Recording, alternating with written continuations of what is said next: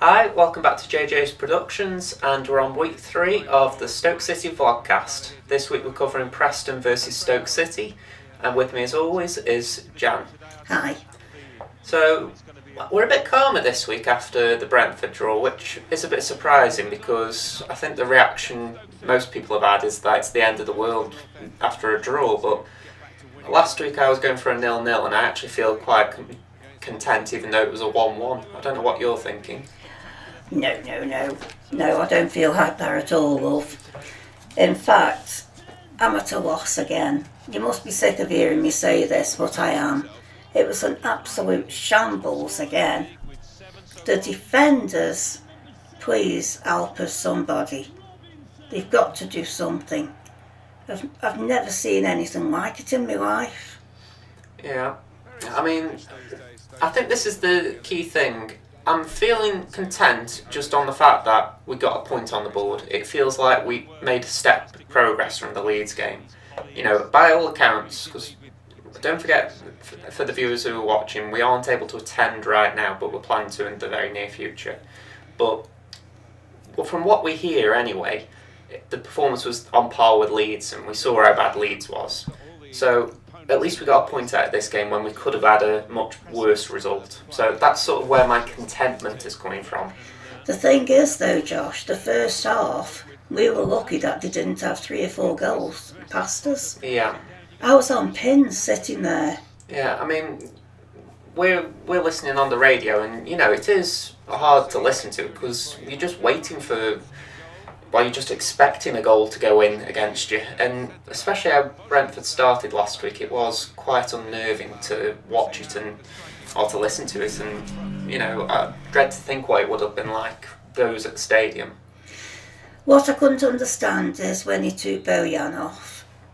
Okay, some people say he shouldn't be there, some say he should be there, but I think he's doing a grand little job at the minute, and I think it'll really hurt his confidence that he is being taken off when I think he would have played really good with Crouch.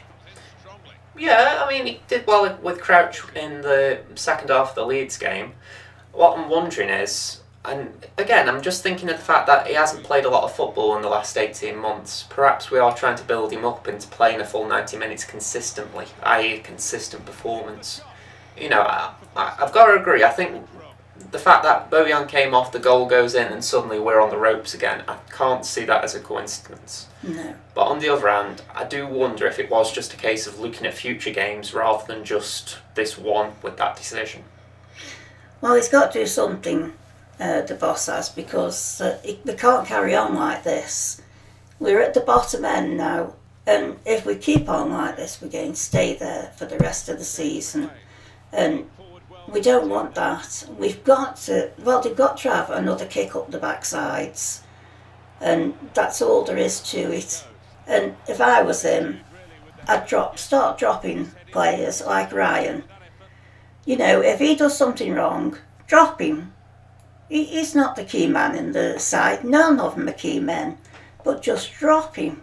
I've got to agree in that I think you've got Ari Sutar, who's not on the bench at the moment, but he must be looking and thinking, could I do better than Ryan right now? Exactly. It's an age-old question, because I think Stoke supporters are always looking at the youth team wondering what can it do. And we never find out because the Stoke youth players are never being given a chance. I mean, look at this week's opposition in Louis Malt. You know, we've not seen him in English football until he came back to Preston, really. So it's the one game I probably don't want him to do well in against us. So it's actually quite hard seeing that because you do want young players to be doing well for Stoke, but they never get a chance. No. I just think that against Preston, we've got to do something, and he's got to do something with this side. And like I've just said, and I can't say it enough times, kick them out if they aren't playing well. And he's got to stand up to them. And, you know, he's the boss, and he's got to show he's the boss. I think if we get a bad result against Preston, we are going to have to make some drastic moves. I.e., as you say, the manager's got to be really aggressive with team selection rather than maybe try and please the group. And I think it's very harsh saying that after 3 games. But we are at a point where we've got to try and get a win on the board. And Preston, even though they're a good side, I do believe that it is a game we can win. I mean, if you look at last season, they won 9 games at Deepdale and lost 6, drawing the other 8. And that, to me, doesn't read invincible.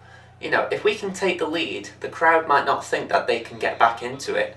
So it is there for the taking. The trouble is, we have got to take it.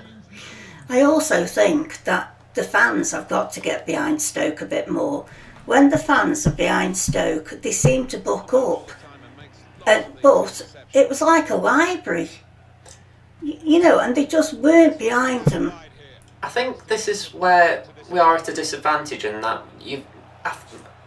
I'm trying to think of when we've been season ticket holders in the past, and you can say, right, we know what it's like, that sometimes the players do need to play well to actually give you as the fans a little bit of a jolt. But on the other hand, there are times when the crowd actually needs to take the initiative, even if it's just from kick-off and maintaining it. And I think that's what we're struggling as a group of fans at the moment, to actually keep the momentum of support. We'll do, say, Delilah and We'll Be With You, and then it just dies out not long after kick-off. Personally, I just think that's where we need to, as a group, to sort of try and keep some momentum going and just show them we are behind them, even if it's for a little bit of a sustained period, like 5 or 10 minutes after kick-off. I always remember the Liverpool match, and nobody thought we were going to win 6-1. Nobody in this world. But the crowd that day, from the second they kicked off, were behind them all the time. And I can't believe how well they played. And I still say they got the crowd behind them and we will them on. I mean, to be fair, that in the last 10 years or more, that is probably the most united the Stoke crowd and the players have been together. That group of players were as much of an embodiment of what the fans wanted as wanted off the players. It was... I think you've just hit the nail on the head. At the minute, we aren't a team. We are 11 individual players. But it's not even that, or just that, should I say. It's more a case of we aren't even in a connection with these players yet. There's certain players that fans like, certain players we don't like. Sure, we always have that, there's always going to be a Richard Cresswell, for argument's sake. Yeah. But, it's like in this group at the moment, there are too many who Stoke fans are iffy over. But I'm not on about the fans, I'm on about the players themselves. I swear half of them don't get on with one another. There's just, you can feel the tension there. And I don't know what it is, but we certainly aren't playing as a team. I mean, I think that was one of the things that came out of the open training session last week, that it seemed like there wasn't a lot of laughing and joking amongst the players, and fair enough, they had just come off the Leeds game, so maybe they were still a bit downhearted, but I understand what you're saying. It would be good if there was a bit of workplace banter, for argument's sake, just something to alleviate the direness of the spirit, just to try and make it seem like they're all getting on a bit better. Yeah, I mean, it's like, just United, for instance, if they score, they all get in the huddle and do what they do. Now, our Ryan, he hardly ever goes to the scorer and says, well done. Yeah, I get what you're saying. You're thinking of the Luke Shaw goal, aren't you, at the weekend, how they all went to him? Yeah. And, yeah, I understand that. I think the difference is Ryan's just not that type of leader, is he? Well, he should be. Saying that, he's had 8 seasons to be that sort of type of leader, and he just isn't. Well, maybe he shouldn't be a leader. I mean, that is a question that I know a lot of people are asking. I think there was a poll on Not FM, and they were asking, should Ryan be captain? And I'm pretty sure the vote was quite unanimous, he shouldn't be. No, I don't think he should. The question is, who is, though?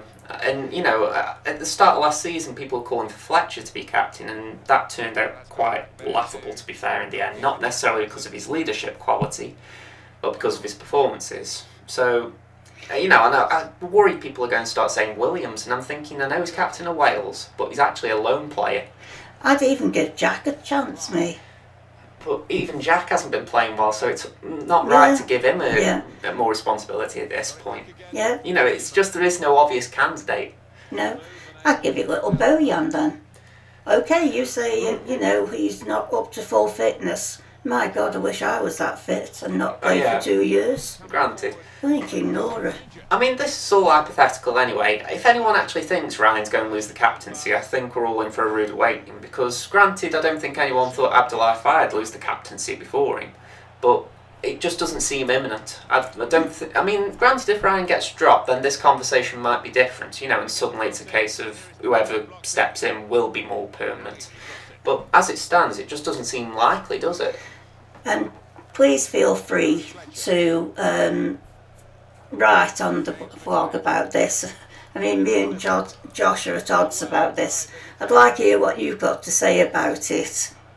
And we will mention you and your comments in next week's. I mean, I've got to admit, I would appreciate some thoughts on this, because I do understand where people come from with Ryan, and his performances at the start of this season and last season haven't been good enough. Yet, I have to stand by my point, there is just at the moment no obvious replacement. Right, let's crack on with the match. The last time we played Preston was 2016 in a friendly, where it was a 1-1. The time before that was 10 years, and we lost 2-0. Okay, granted, different managers, different team, blah blah. But we've got to do better than that. What do you say? I think we've got to do better, full stop. I mean, as much as I'm content, like I said, with Brentford, I do think Preston is a game we've got to take advantage of. I mean, I actually like the look of the Preston squad. I look at some of the players that they've got, and during the summer we were linked with their young midfielder, Ben Pearson, and he looked pretty good when you put him on paper. He just seems like a nice, neat and tidy footballer. Whereas, if we actually got a neat and tidy footballer, to be fair, Nope. Bojan sort of seems like the easy answer, but he doesn't strike me as one who will do the dirty work as well. And maybe I'm misjudging Bojan a little, but, he does seem more of an attacking presence than Ben Pearson, for example, does. I don't think he could be a dirty player, Bojan, to be honest. Yeah. Maybe I'm wrong. Maybe he's a right dirty little devil. But, I've never seen it. And Yeah. I don't think we've seen it at Stoke. He's always been just a player who gets on with it. I mean, I've just got to go back to the Preston squad, though, in general, and they've actually got quite a good blend. I mean, just looking through the squad sheet, and there's very few players over the age of 30, and those that are, you've got Paul Gallagher, for example, ex-Stoke low knee, and he's up 35, but I don't think there's anyone who's anywhere near him. The majority are in the early 20s to mid-20s, so it's a very good young Preston side. So we've got to match them for energy this weekend. If we can't match that, we might as well just not turn up, because they're going to run around us. I mean, unfortunately, I know nothing about the Preston team. Even though I've got family up there who support Preston, and I see us in ticket holders, I don't know anything about it to make any judgment against them or not. But they just seem a good, quick side at the minute, which is where I think we're lacking.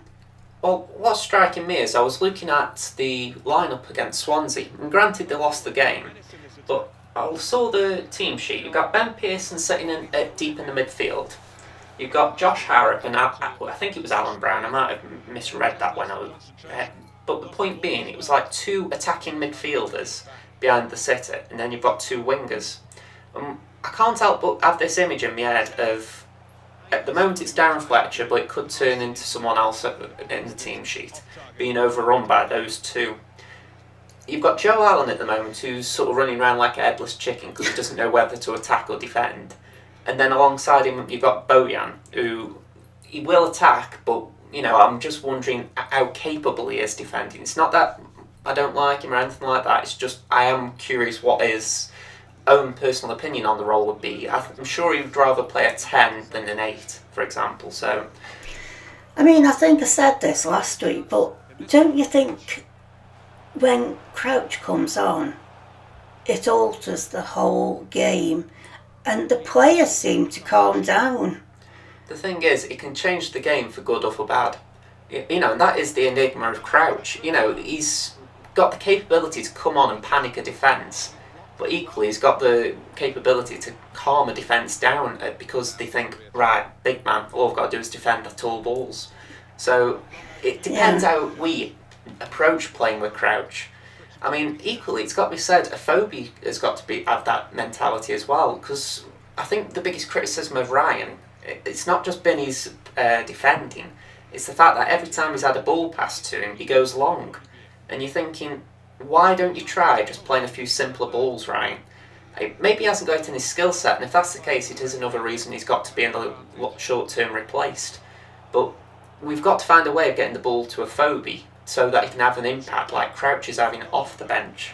I mean, I don't know what you think there. Well, I remember making a comment during the match on Saturday about Ryan, and he ran down the wing, I think it was, and I said, blinking heck, he's a striker. You know, and I thought, what role are you playing here, Ryan? I've never seen him do that. Well, 2 or 3 times maybe. I remember when Arnie wouldn't take a corner, so he took it, and I think that was just the most laughable corner I've ever seen. Yeah. But I think Ryan is at a point where he's being asked to do a job in a team that he doesn't want to do, so he's just playing to his normal standard, if you like. Yeah. You know, I don't think Bennick prefers to play the target man of a long ball. I don't think he'd mind, say, having a ball in the box there to try and throw his body at, but trying to hold the ball up I don't think is his forte. I mean, he got injured last week, did Ryan. Now, I wouldn't be surprised if come tomorrow morning he says that he won't be able to play because it was his back again. There must be something seriously wrong with his back. I'm just giving him some leeway there in that Gary Rowett's press conference today, he did say that bar Martin's Indy, we've got a fully fit squad, so chances are Ryan's going to play.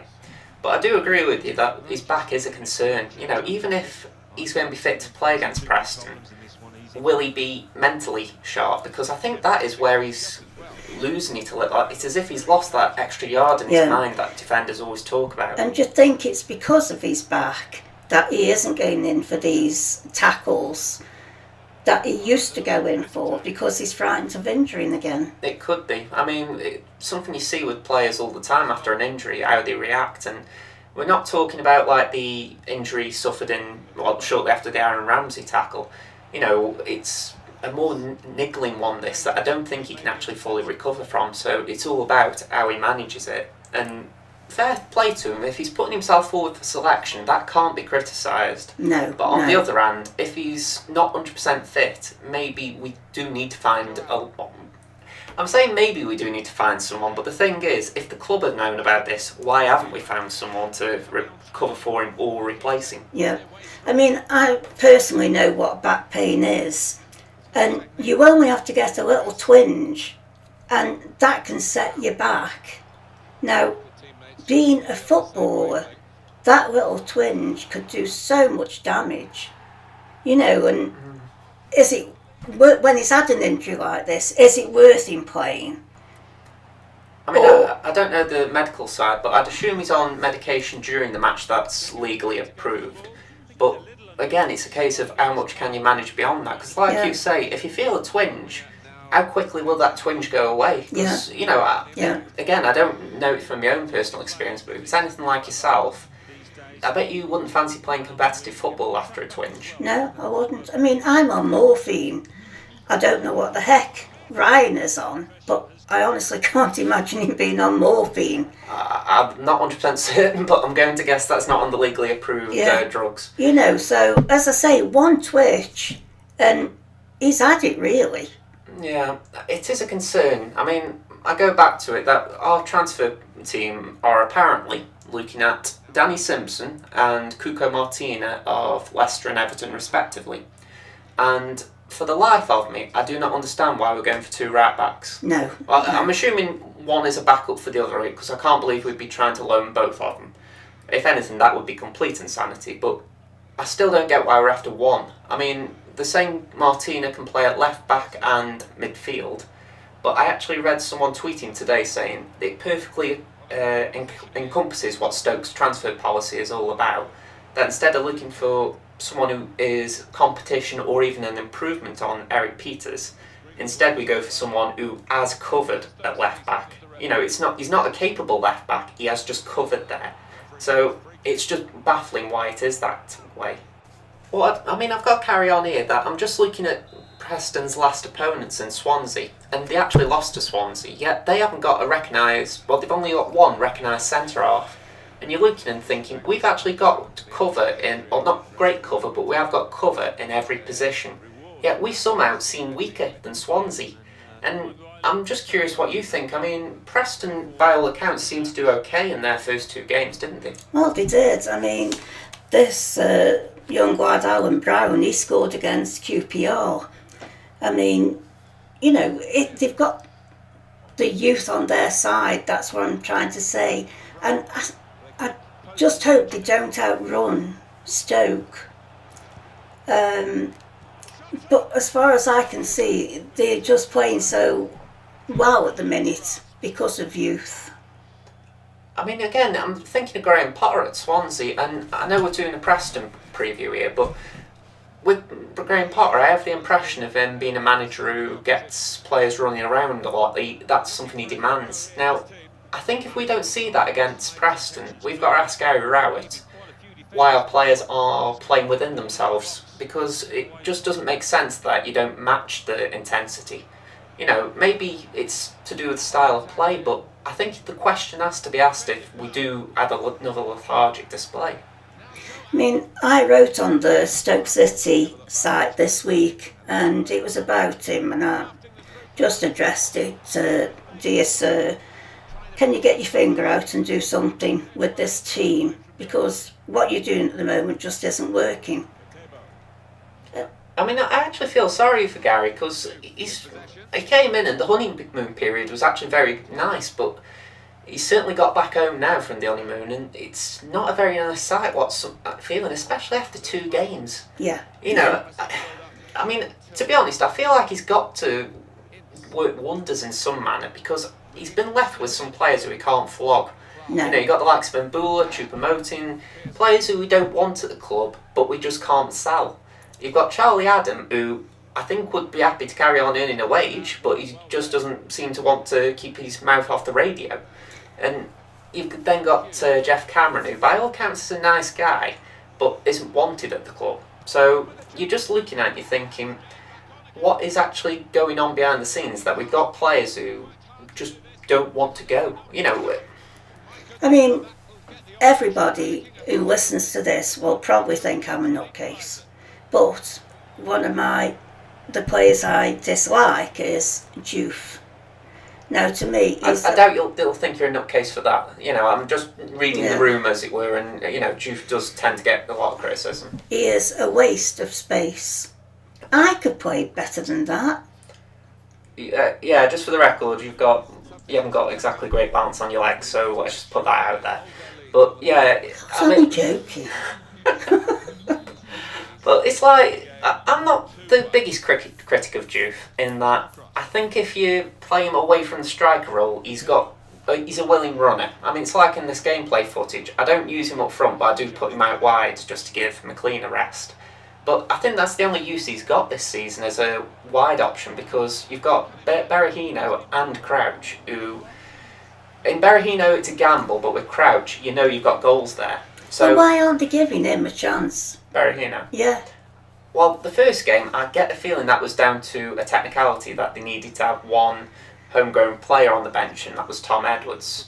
But as for the Brentford game, I think the Martins Indi injury might have had an impact, that because that sub was made early on, they couldn't bring Berahino on because they booked Crouch I mean, on. why isn't he starting? Why don't they give him a try? Because they've got the new man up front and he's scoring goals. You know, it's just a simple answer. Who's scoring goals? Afobe. He's got 2 and 2. Yeah. I can't... I know. Yeah, I've got to say it. But why don't they play them together then? 2 up front. it would be refreshing to see a 4-4-2 in this league. I've got to agree. But that's all we've got time for this week. And we don't seem to have come to any natural conclusion anyway, because we seem to be stuck in a debate of what Stoke's best solution is. And to be honest, if Gary Rowett's having the same questions, I think he'll be having similar problems. Prediction? I'm going to go 1-0 Stoke. Damn. I was going to go 1-0 Stoke. I'm going to spread my wings and say 2-0 Stoke. Okay, well, this has been Josh and Jan from JJ's Productions. It's a wrap for this week, but we'll see you next time. Ta-ta for now. Bye for now.